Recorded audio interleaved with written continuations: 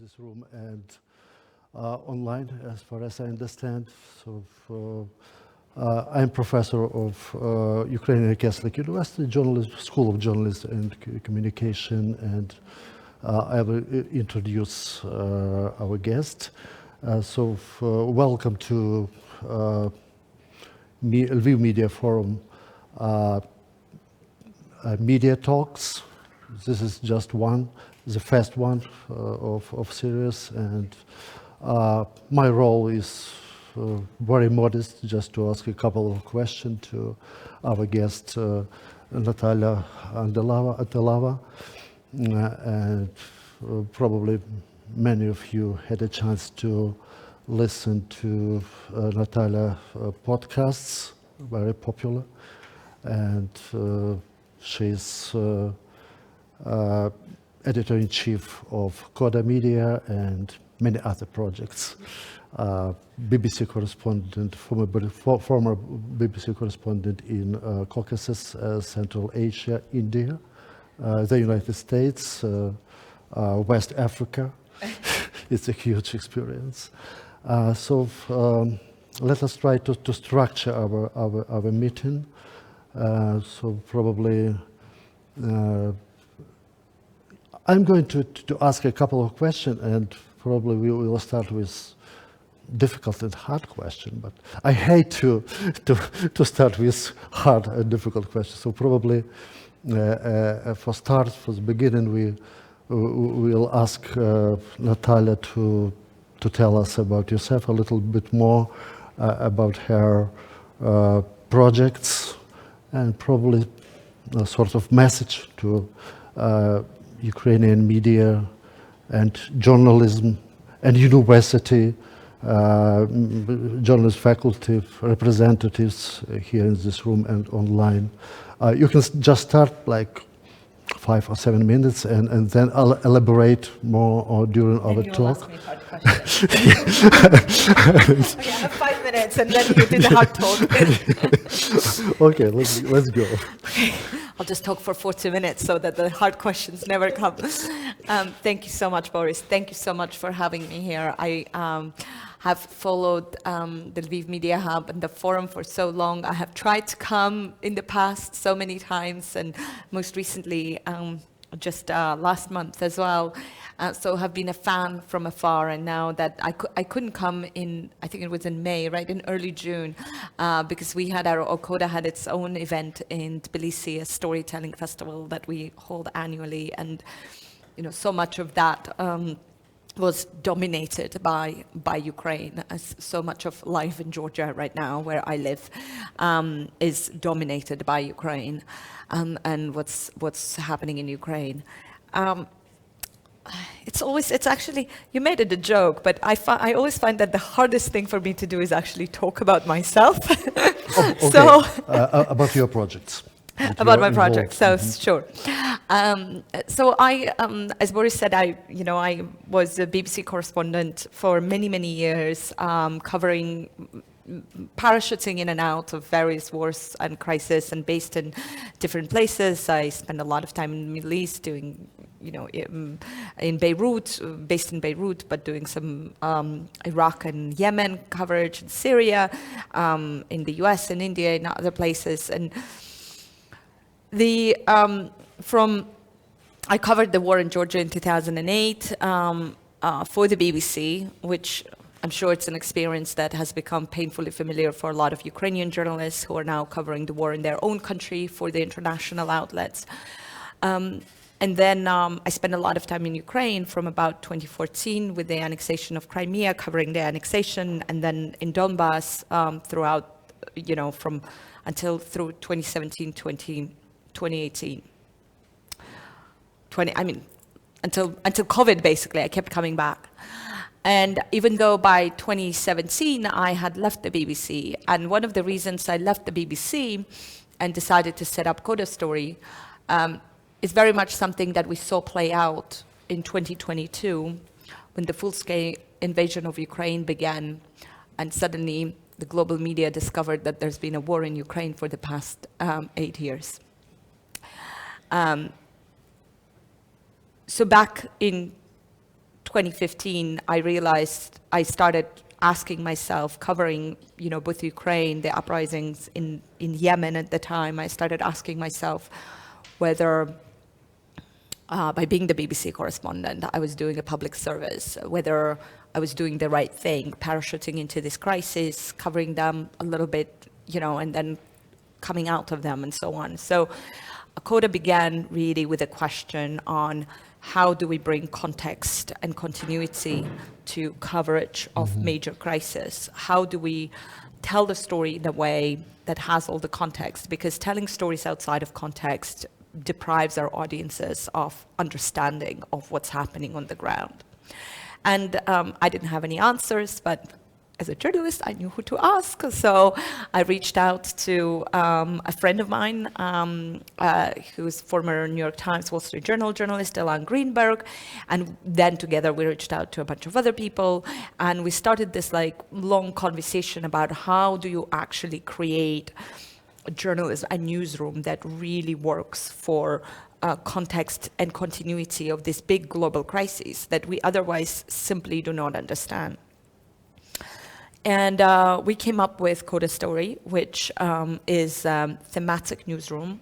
So instead of covering, geographies, or instead of covering, separate different countries, what we look at are the overarching themes, the overarching crises. And then we take that thematic lens and we currently focus on disinformation and information wars, on authoritarian technology and the use of tech, on the rise of authoritarianism, different themes that have to do with the rise of authoritarianism. And it's through those thematic lenses that we cover, basically look for stories all around the world and try to connect the dots between them.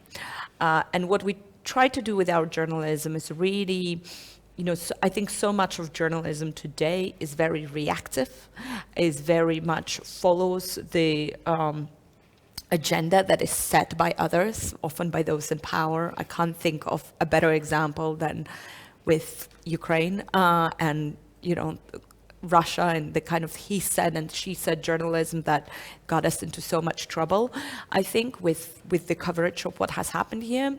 So we try to really move away from that, and we try to figure out what are the patterns and what are the themes that we should be looking at, and how can we be proactive in our journalism? How can we tell stories that come into headlines later?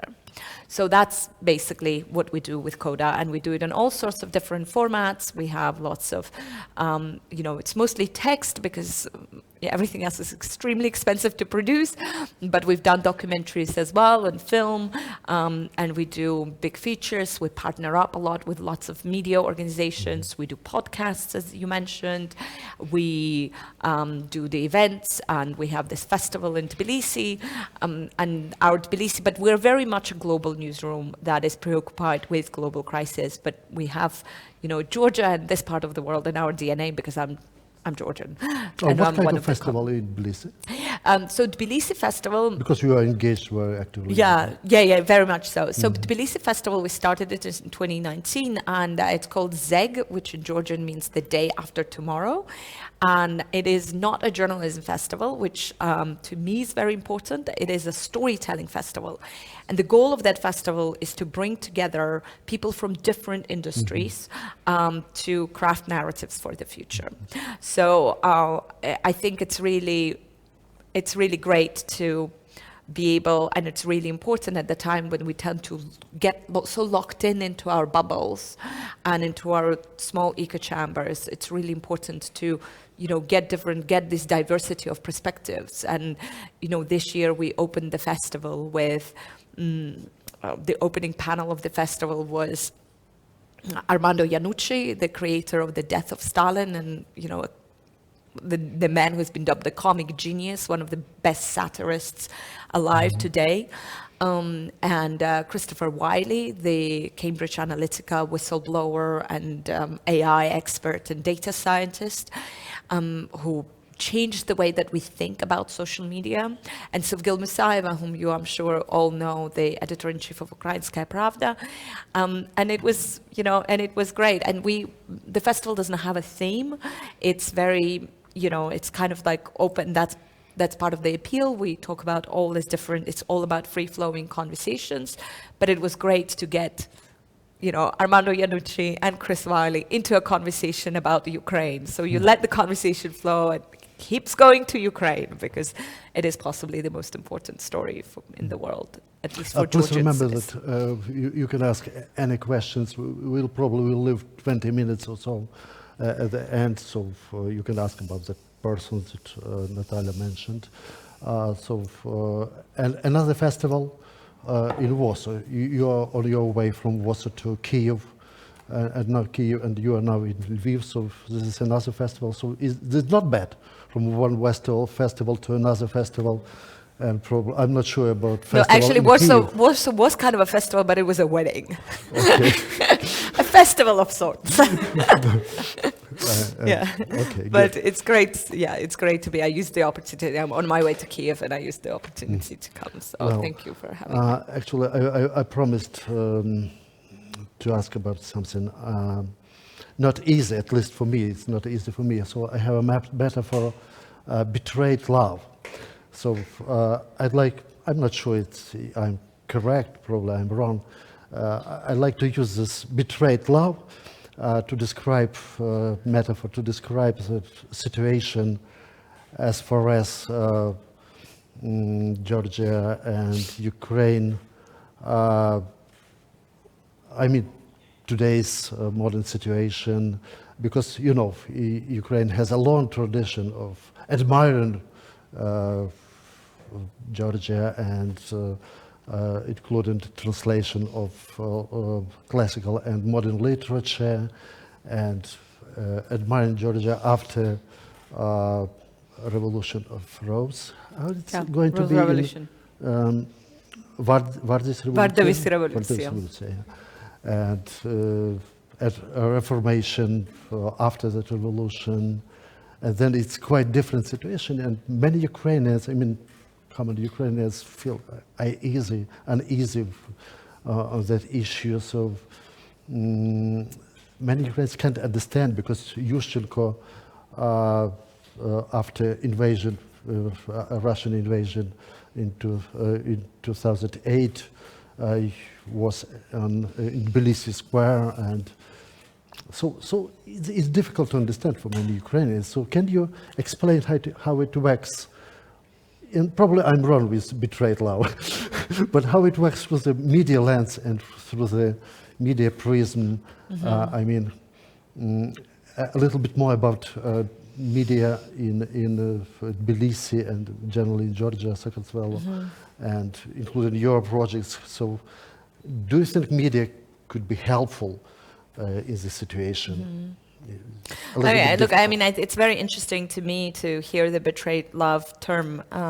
I think, and mortifying as well, because I think many Georgians like myself, and now I'm speaking very much from my personal point of view as a Georgian rather than as a journalist or representative of any organization, you know, I feel ashamed. I feel deeply, deeply ashamed of the position that the government has taken on Ukraine.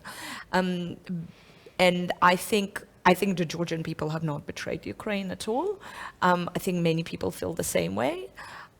I also think it is almost kind of feels psychotic to be in Georgia right now, because, you know, there are two parallel realities, which is one with the government that has taken a very clear stand, that has basically kind of revealed its true colors since the full-scale invasion began. And then there are people who, you know, the latest survey shows that 90% of Georgians want to join the EU, are very much still on course for the Western integration. And for that, you know, it means being side by side with Ukraine. And, you know, my own childhood memories, like the two, as you say, the two countries, not just literature, not just culturally, but like we have been so closely tied for so long by, I remember in the 1990s, during the independence movement, during the collapse of the Soviet Union, I remember my mom talking on the phone with like friends from Kiev and like just like constant parallel fights for independence, and it went on and on and on. So it's an almost it's a maddening situation where you suddenly feel nearly pretty much captive to the government. It feels to me again, on a very personal level, like we're on a plane that has been hijacked by the current government, and we're flying into a disaster. Now, the thing is that most people on that plane got on that plane willingly, which makes it very confusing. Georgians voted in the Georgian dream, and we, so that makes it very difficult to explain to the outside world. I think Yanukovych kind of parallel is very valid and relevant, except I think we're in a more difficult situation because you had other oligarchs. We don't. We just have one man, and we're, firmly in his hands. And he seems to be in the hands of the Kremlin. So it's a big problem, and that there's a very distinct sense that the country's future is being decided here and not in Georgia. I understand. How about a correlation between media and situations that you described? I mean, is there any correlation, and does media looks similar to the political situation, or media it's another, media landscape is quite different? I mean, does it correlate? One thing that still gives me hope, and that Georgia has, is a very strong civil society and a very strong tradition of protest. And we saw that most recently with the Foreign Agents Act, and people taking out into the streets and very much, standing up. So that was a red line, and people stood up for it. But and media is very much part of it. It's a very kind of rebellious civil society. How about pro-government media? But having said that, the government is doing everything that it can to squash it in all sorts of ways. And this isn't just about the media, it's also about arts and culture and, getting rid of directors of museums who are open-minded. And, it's being done on like very micro level across the cultural space in general. And that's scary. And then, journalists are being targeted. They had of the main opposition channel, and it is an opposition channel, Nika Gvaramia is currently in jail. He's a political prisoner of the Georgian Dream, and he's just been refused a release by the Supreme Court, so he's going off to Strasbourg. The stations are under enormous pressure. It's a very polarized society where the government is playing into this polarization. And the worst thing of all of it is that government has the money. So the government's state-funded channel called Imedi and other state-funded channels, kind of more nationalistic, more kind of extremist radical channels, are being funded very generously. They're the ones that got the big shows, the funding to production funding and all of that. Like everyone else is kind of struggling along. Okay, good. Please remember that. Please remember, so if somebody will be interested in Sakartvelo media landscape, you can ask after finishing main talk. So let's come back to Ukraine.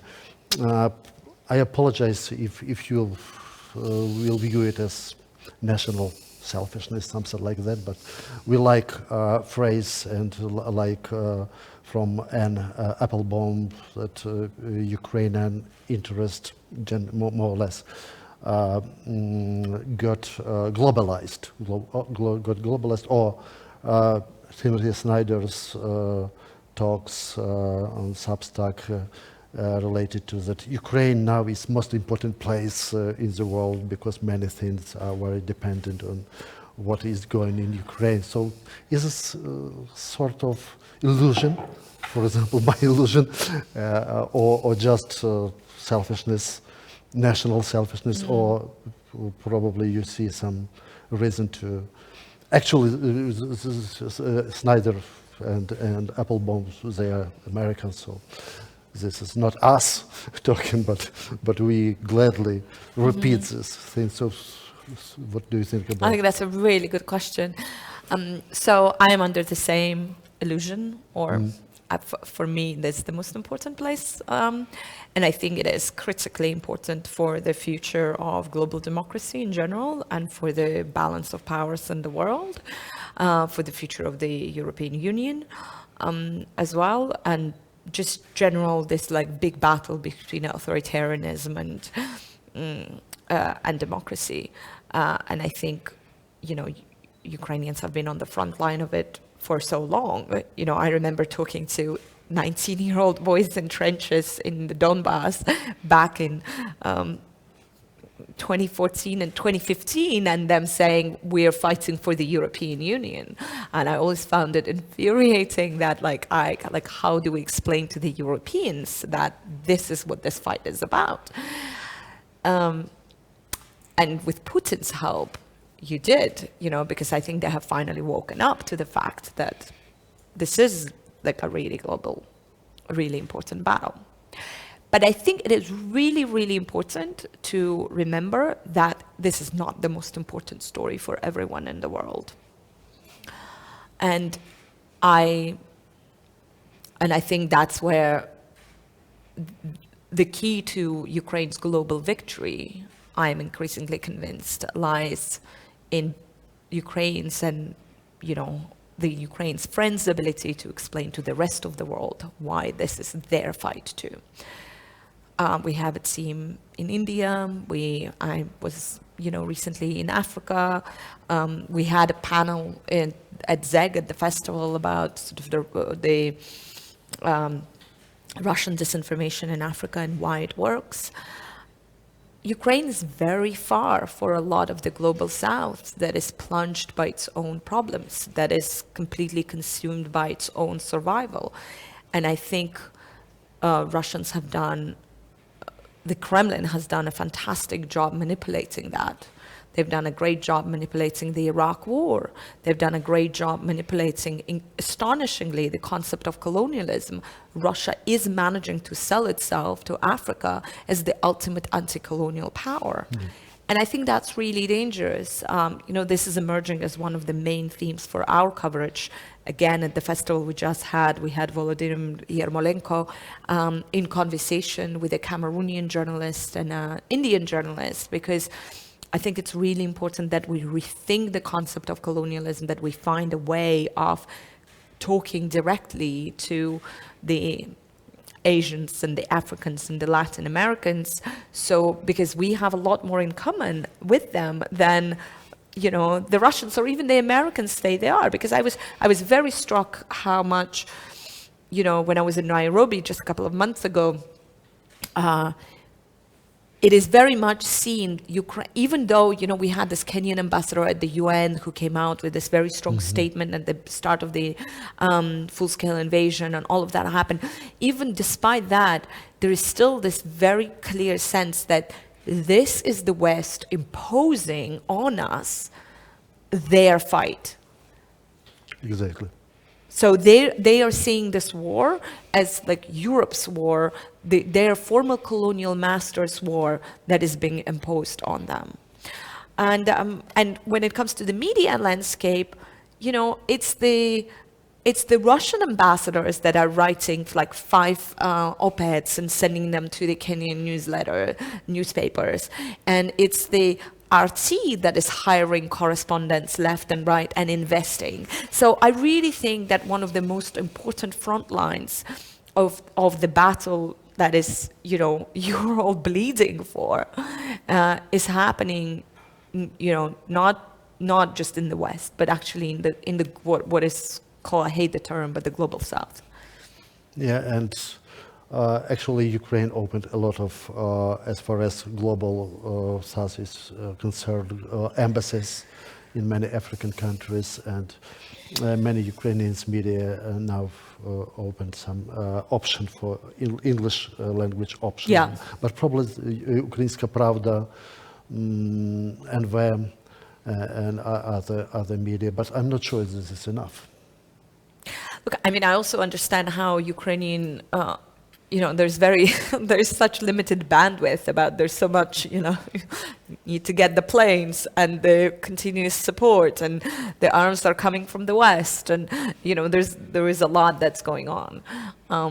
So I don't know. I don't know if it's enough. And there are lots of projects. I mean, we're actually starting a project as well. I know Natalia Giminuk is, we were in Nairobi together.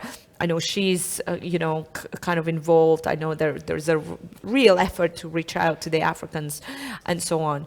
But yeah, it's tiny compared to the Russians. So to what the Russians are doing. But it's also understandable because the bandwidth is really limiting. But I think there needs to be, a bigger, almost like a bigger kind of rethinking of it. The Kazakhs should be talking to the Kenyans as well. They also there It's needs to be point. some sort of, this Indian journalist who was in this conversation with Yarmolenko, he was saying how when the colonies, when the Western colonialism kind of started to crumble in the 1950s, there was a lot of exchange between the former colonies. There was a lot of exchange of thought between the former colonies.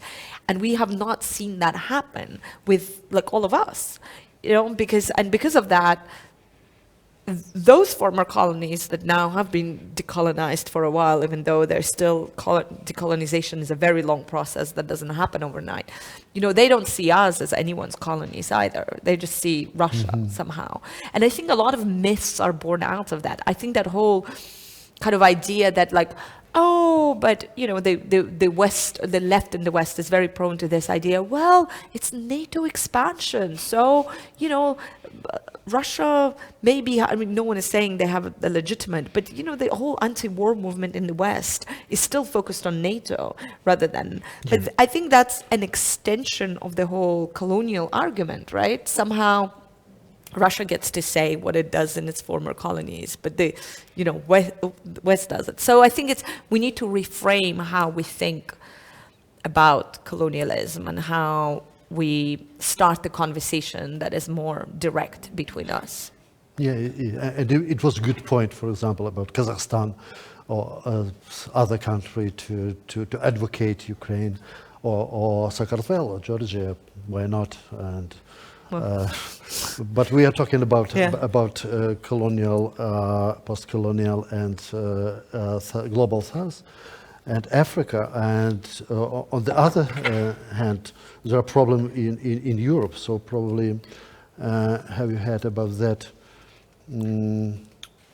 French television. Probably you heard about that case. In that case, that it was Ukraine's foreign ministry slams French TV channel report film at Russian army position by the French TV channel Television France 1, TF1, from the position of the Russian forces in the occupied territory of Ukraine. He emphasized that, representative of Foreign Affairs Ministry emphasized that with this report, French journalists are promoting the narrative about the might of Russian military and so on. So have you heard about that? And I'm not sure that Minister of Foreign Affairs should react in this case, just reports on French television. So should we, or on government level, to react? I don't know. I don't think I'm in a position to say what the Ukrainian government should or should not be doing. I think the Ukrainian government is fighting a war, and information is part of that war. And they are fighting a pretty effective information war. And, we journalists have to work around that and find ways of telling stories and covering. And I know there are plenty of issues and problems. And I know that Ukrainian journalists have and I really admire Ukrainian journalists who are talking very openly about the problems, whether it is the fact that Zelensky isn't, giving Ukrainians interviews while speaking to the foreign media or anything else. But I also feel I'm not really in a position to say like what the Ukrainian foreign minister should or shouldn't be doing. Mm-hmm. Probably it's excessive, reaction. We expect civil society. This is the hard talk, isn't it? You're trying to... Something like this.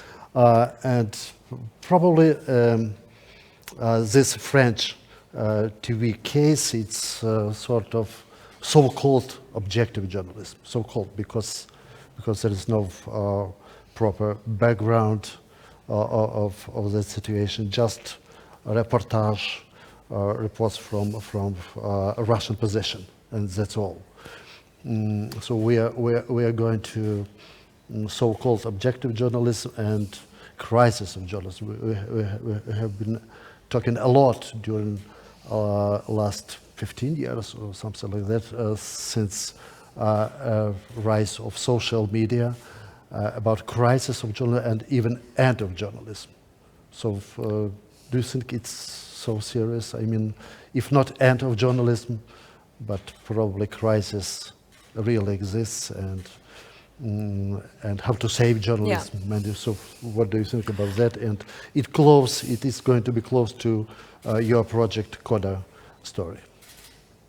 Yeah, so I think, look, I don't believe in death of journalism. Journalism has been around for as long as prostitution has. I think we're going to be just fine. But there's no question that we definitely are in crisis, and we definitely are in trouble. And, myself, I like to blame social media for a lot of sins. I think social media has a lot to answer for the disinformation information ecosystem that we live in, that makes it impossible for us to agree on anything because everyone has their own truth, right? So we can no longer solve any crises because be it the war or be it climate change or whatever, you name it, we can't solve anything because we can't agree on basics. So that's, and we have a whole channel dedicated to technology and tech and like how tech is feeding authoritarianism and all of that. And I love to blame platforms and social media, and I think they have, done terrible disservice to democracy worldwide. But I also think it's very important for journalists to look at themselves and see what journalism has done, not journalism, but the news industry specifically has done to the information ecosystem and how we have contributed to proliferation of fake news. Because the news doesn't need, we're so hung up on this like, oh, this is a fake and that is a fake.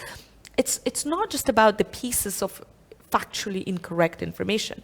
It's about narratives, right? It's about how I think that's much more important. How narratives are created is much more important than these individual pieces. And a lot of times the narratives are not created from factually incorrect pieces of information. The information can be correct, but the narrative when this information is presented outside of context, then the narrative becomes this like manipulative fake narrative. And I think your question about objectivity very much fits into it. Yes, the modern, I think the idea of objectivity is important. I think it is important to be able to talk to both sides and to be able to listen to both sides and to be as neutral of an observer as you possibly can be, to try to absorb both. But if you're doing that in the environment of a breaking news story, where you can't really go in depth on these both sides and really understand them, then all you do is you practice he said, she said journalism. And that is not balance, and that is not objectivity. That is just repeating thing that this person said this and that person said this. Well, people in Crimea say these are Russian soldiers, and Putin says these are not Russian soldiers. You decide. Well, we can't decide because we're not in Crimea and we don't know. And the journalist's job is to go and find out the name and the place and the story and present the proof that this is a Russian soldier and not leave the room for ambiguity, because it's the ambiguity that corrodes and kills the truth. So I think the news media, and the problem is like there isn't enough news to fill 24 hours. So the whole idea of 24-hour news is bullshit. And if we continue to practice it, we will continue to fill the space with noise. And I really believe that noise is the new censorship, because you just can't punch through it. And that's how we lose the truth. So we need to figure out what we're doing with the social media networks, but we also need to look at ourselves and, you know. By the way, is it the reason that you finished to work for BBC and started your own projects, Coda Media? By the way, you can have a look at CODA, Coda? Coda Story. It's Coda Story. Coda Story. CODA Story. And you can have a look and ask after finishing this main talk. So that's correct. And so is it the reason that, I mean, the mode of functioning of BBC and other networks and traditional media, large traditional media. So is it the reason that you decided to quit and start? Yeah, it's one of the reasons for sure, because, you know, I thought I'm not doing anyone any service by standing in front of the camera and repeating the same. I mean, and I wasn't just doing that, you know, I was also doing documentaries, and I had a really great job actually.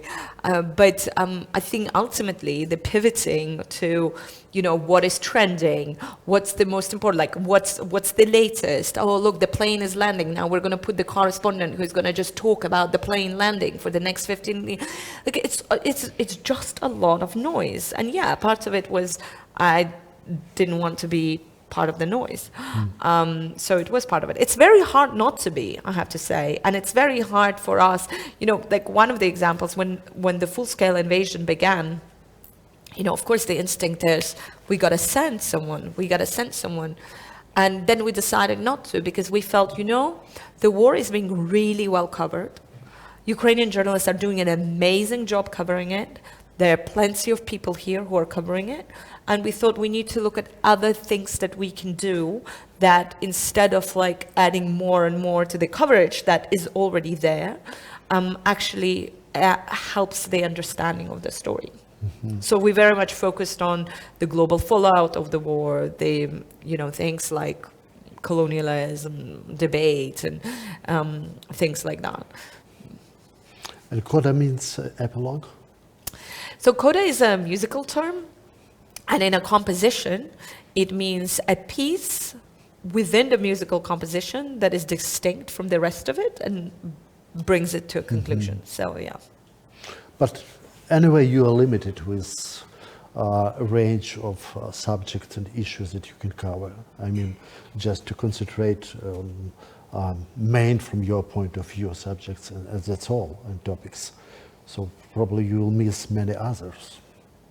It's a good point, I mean, to focus on background, to elaborate a lot on the subject. And I saw your TED Talk, importance of follow-up in journalism. Yeah, I fully agree with you, but really it's difficult to choose what is most important, and then you will miss some other important things. I mean, yeah, but you know, somehow, of course. I mean, we're also limited by the fact that we don't have enough money. You know, once the New York Times puts a team on the story, forget it. We need to move on, because they're gonna just do a better job of it, because they have more money, more resources, more everything. No, I mean, you know, we're under no delusion that we're gonna completely change the world, but. Mm-hmm. But also that's how you change the world, right? Because you can infect the wider ecosystem. Even if you're small, you can infect the wider ecosystem with the way you think about stories, with the way you think about narratives, with the stories. And for us, like, it's very important for us to be read by influencers. it's very important for us to be read by influencers in the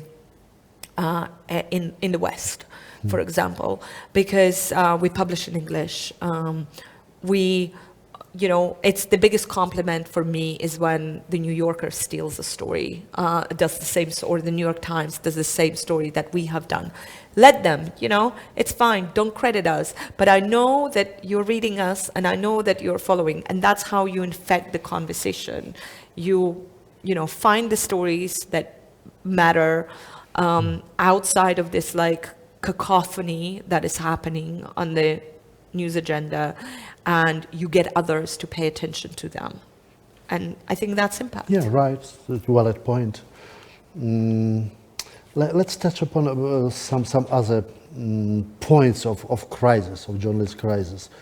So digital disruption, citizen journalism. On the one hand, it's a good thing, but on the other, it's sort of challenge for journalism. And you can tell about that. If you agree with that or not. Fragmentation of audience, of course, people have access to a wide range of news resources, and there are echo chambers, so fake news and misinformation, you talked about that. Commercial pressure, and also you mentioned so many experts raise concern about the ability of journalists to serve as a watchdog. So how to get out of this crisis? Do you think a so-called slow journalism movement is one of the way to? Because let me tell you the solution to all of it. I wish I had one. Okay. I hate the term slow journalism. Frankly, I hate all of this citizen journalism. 1 year it's like now we're all doing solutions journalism. Next day we're all doing slow journalism. I hate all it's all gimmicky, and it's all now all the AI is going to be writing all the news. It's a lot. There's a lot of gimmicking in journalism, and it's a problem. I hate all of that. I think it's just a fashion, right? Yeah, it's trends. It's this trends. Oh, no. Look, there's journalism, and then there's this digital journalism and non-digital journalism. It's journalism. It lives on platforms that exist. We need to find ways to pushing it out. We need to, we don't need to reinvent the wheel. Like the standards of journalists that are there are pretty good guide for how to do it. What's really broken are the distribution models. And I don't think we can, from this like bigger kind of fog that we're in, I think we can only get out of it if we regulate social media. If the United States finds the way of somehow regulating the social media. Because I think until that really happens, and now with the AI poses a whole new challenge, right? Like everything that we didn't do with social media and everything that the governments didn't do with social media is now going to be like tenfold bigger problem with the AI. Do you want to hire artificial intelligence in Coda Story? No, I don't. No, I mean maybe to I don't know, as a personal assistant, but not to write stories because we don't do. I think maybe AI will be a solution. I'm now saying that, not having thought that through, so it may be completely idiotic, but maybe that problem that I said. Oh, news. I think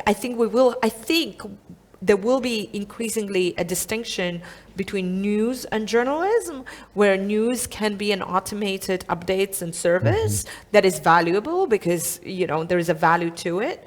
But then for context, you go to journalists, and there are reasons to be optimistic. I really think there are. There are fantastic outlets doing amazing work from in all the countries out there, and we have digital information sort of ecosystem to thank for that. Like Coda wouldn't exist without the internet, right? So, and we're not alone. There's a whole community of non-profit newsrooms or for-profit newsrooms that are really doing fantastic journalism and are doing it really well. I really think there is more good journalism today than there was before. But I think we have stopped being the gatekeepers, and in that our role has really changed. Zelensky doesn't need us to tell his story, he tells it himself. Trump doesn't need us to tell his story, he tells it. You know, like, we are no longer the gatekeepers to those in power. So in that sense, I think we need to rethink our role.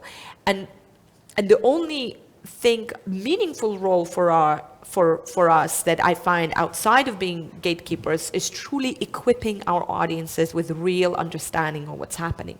And that you can do only with a kind of in-depth reporting, not necessarily like long reads, but thoughtful reporting that AI cannot, at least yet, do, right?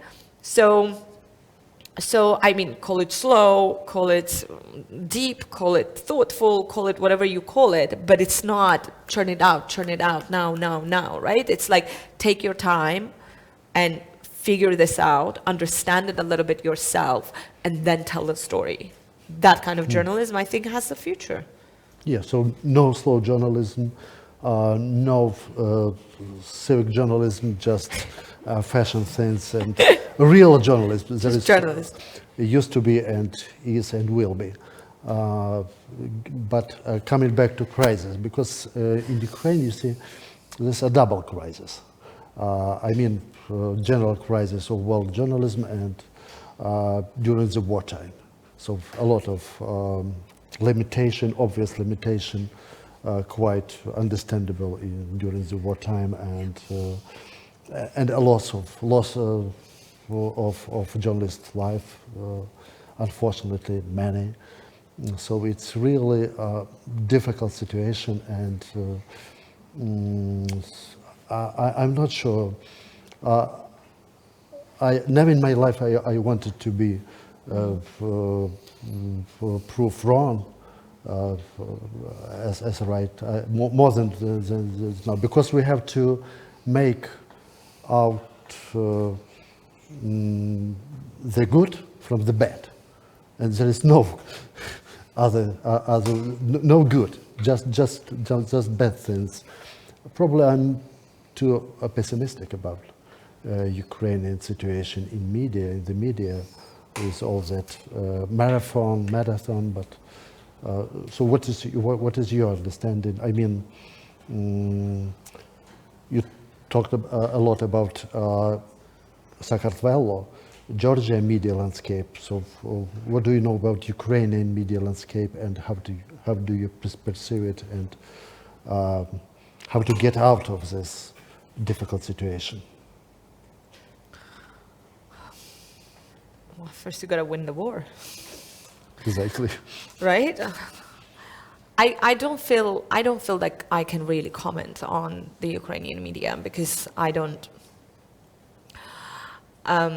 not a Ukrainian journalist, and I think it's an incredibly difficult environment, and I am full of admiration for many Ukrainian friends who are journalists, whom I know, who are working really hard trying to uphold the standards of journalism, while also knowing that their existence depends on whether Ukraine wins this war. And how do you continue to be a watchdog journalist while also knowing that your life depends on Ukraine, this government that you're supposed to be watching, winning the war? It's a situation I have not really been in, because even though, you know, I've covered the war in Georgia and I've covered Georgia, but I covered it for the outside media, and that's different, I think. So I just feel like I'm not qualified to really give any sort of assessment. I just know that it's an incredibly, I know a lot of people who are really are very aware of it, which gives me hope. But I also know that it is a massively difficult challenge. But I think Ukraine's long-term first Ukraine needs to win the war. And then to become the nation that Ukraine already is in many ways, Ukraine needs to have strong journalism. And journalism. We believe it's and I think we can win the war, but if you'll take Sakartvelo, Georgia, Rose Revolution, the Reformation, and then pro-Russian government get elected. How to avoid this situation in Ukraine, and do you think media are important in this? And why Georgian media failed, to prevent this situation, this difficult, weak situation that we got? I could be completely wrong. I don't think that. I think the Georgia in I think Georgians were genuinely fed up with Saakashvili, and I think there was a lot of manipulation that a lot of friends of mine who had voted for the Georgian dream now say they now recognize. But I think, there's a Kacha Bentukidze, who I know is a known figure in Ukraine, described the Georgian election in 2011. It's the best description. It was a huge progress for Georgia, right, to be able to elect a new government. And Kacha said, we just made a big step forward, but we stepped into deep shit. And we haven't come out of it. And we're sinking deeper and deeper into it. And the full-scale invasion pushed us even deeper into it, and can't see the light anymore, that deep. So the way that media, it's very. I'm very wary of making comparisons between Georgia then and Ukraine now, because even coming here in 2017 and 2018. Sort of the level post-Maidan and post-Donbass level of civic awakening, the national kind of awakening in Ukraine was already sort of much more conscientious and much more present than it is in some ways in Georgia. Mm-hmm. And that's weird because Georgia has always been rebelled and all of that. But, it's also a country that has survived by bending over to whoever invaded. Georgia does not have a chance of fighting Russians off, right? Georgia, it's just the size of it is, there is a size thing. It's 3 million people, 4 million people. So I think these are two very different countries that are kind of have the shared enemy, but have a very different relationship with that enemy. Yeah, if you know what I mean. But that's a good lesson to remember for Ukrainians. Before Natalia will try to make some conclusion or summary, questions from your side, please. I'd like to raise a question about financing of journalism. For example, could you share your experience on financing your projects, or just strictly, how do you earn money? Yeah. The financing of journalism.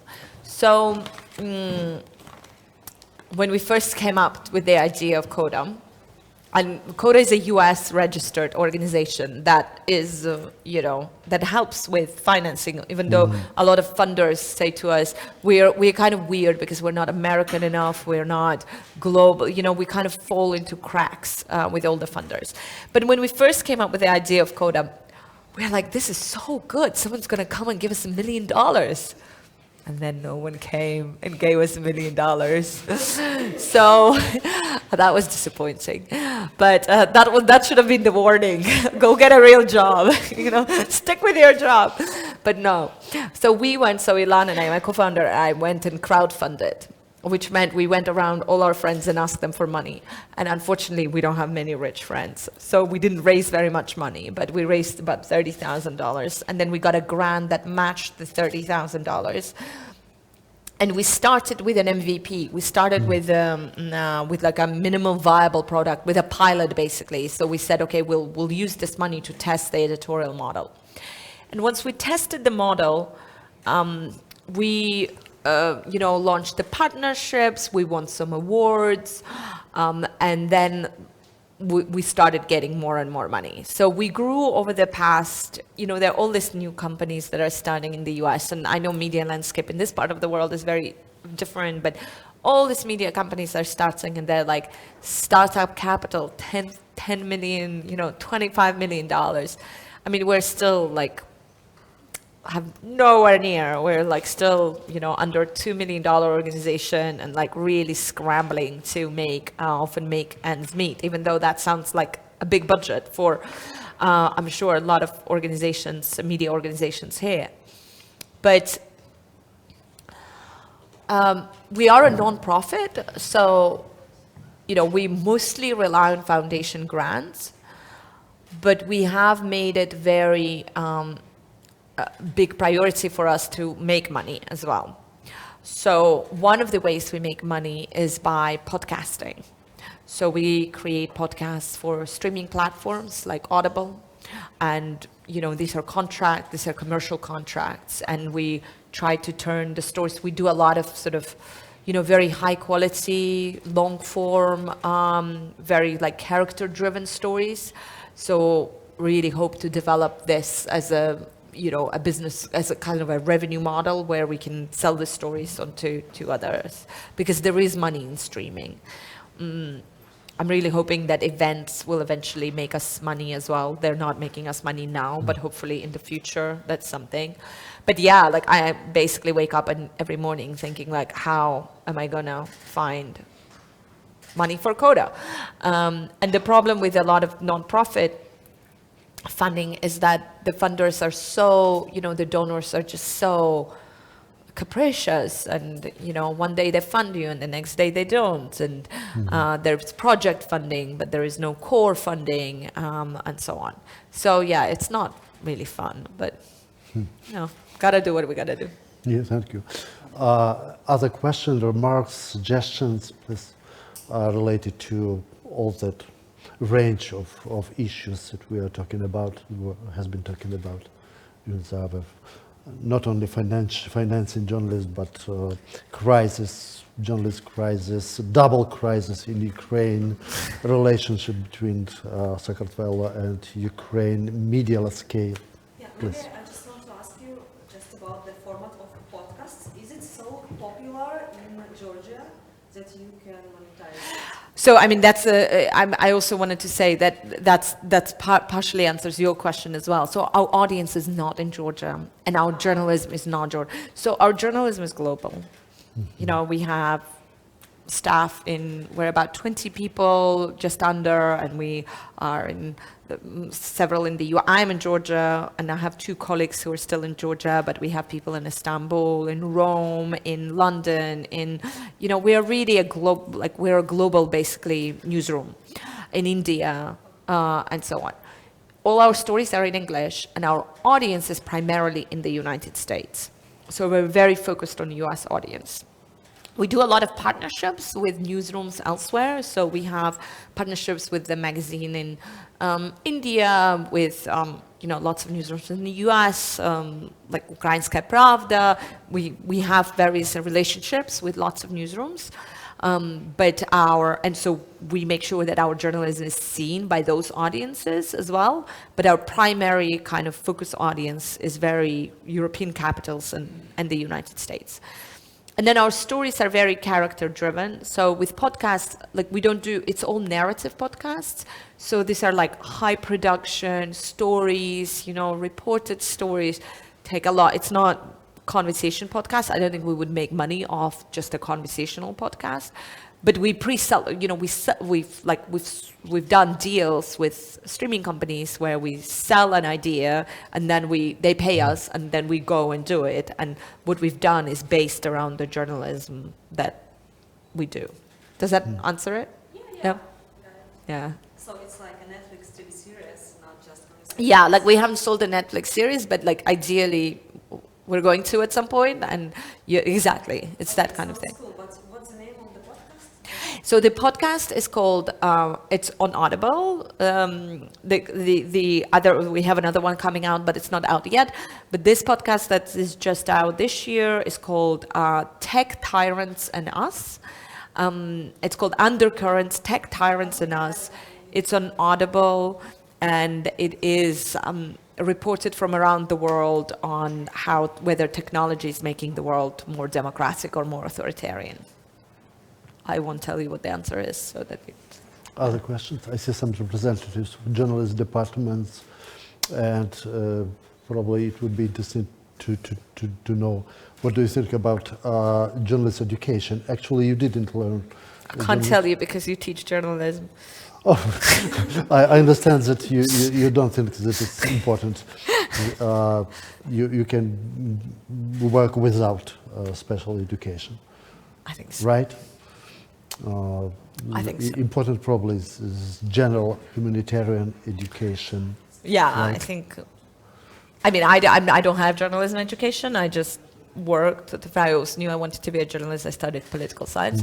But I think, personally, if I were giving someone advice, I would say go study history or philosophy or, anything, neuroscience, and then become a journalist, because... As far as Solomia Onufrievna, she teaches social psychology, right, and personally media analytics. So not only journalism, but anyway. Other questions, suggestions, please, remarks? What's wrong with journalism education? We teach them philosophy, history, language, foreign language. So why don't you prefer journalism students? Actually, she said that this is general humanitarian education. Right, yeah, no, if it's general humanitarian education, maybe you're clearly doing it right. But, like in the university I went to, journalism education, I think they're really good, like 1-year journalism courses that give you very kind of specific sort of training. But I think most journalism education is, at least a lot of journalism education is, I don't know, like media criticism and sort of read the articles. And I think it's just like more mind widening to study things like philosophy or history or art history or, or anything other than... Because everything else is a craft, like a lot of it is craft. Like writing, you either can do it or can't do it, and then if you can do it, you can get better at it. And then what you really need to be a good journalist is an ability to think and a lot of curiosity. And curiosity you can't teach, I think, right? But again, different journalism schools do it differently. So now I got myself in trouble for criticizing journalism education. Oh, that's okay. I'm so sorry. That's okay. Other questions, please? What do you think, how much informating, advertising, and entertainment should be in journalism, or could be on how it is changing nowadays? Because journalist is not only informating person, it's also entertainment for people quite often, and it is one of purposes why many fake news are created, just to make entertainment. Yeah, it's a good question. I think storytelling is really, really important. I think the way we tell stories is really important, because what good is good journalism if it's too boring to read? Right? So I think we have to entertain. My favorite stories are stories about things that I didn't know I cared about.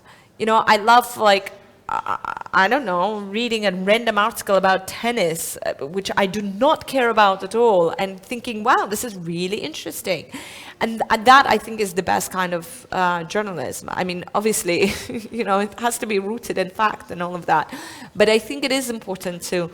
I think it's important to delight.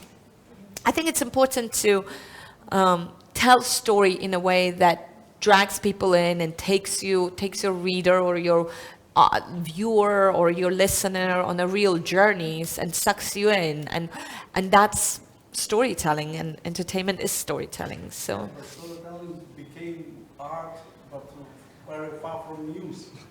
Sometimes from real no, of information. course, no. I'm not saying that.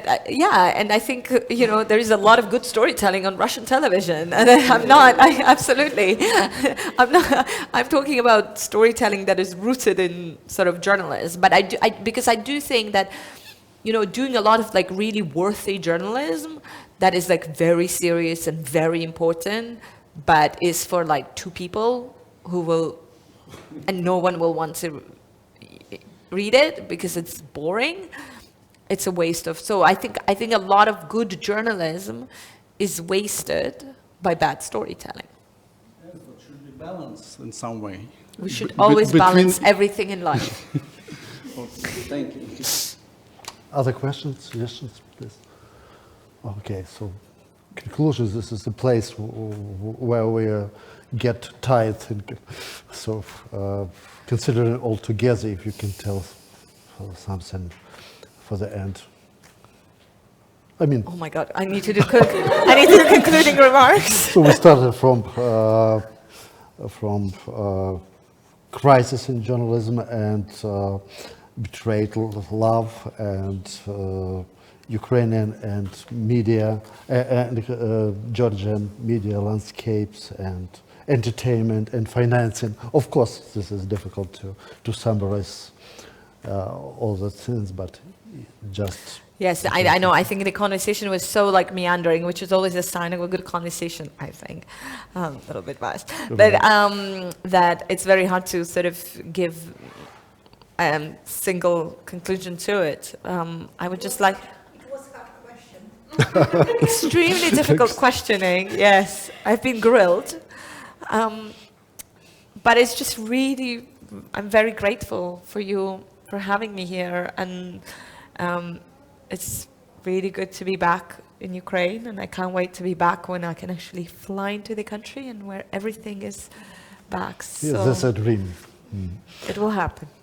Yeah, thank you. And I think this is a very good start for media talk series in Lviv Media Forum. And thank you for joining us. Thank you for having So me. thank you so much, and you. see you again. Thank you. Thank you. If somebody will have some question in private, so please. Probably take this off? you'll stay here for Yeah, a couple of minutes. sure, Thank of you course. so much. Thank you. Thank you, everybody.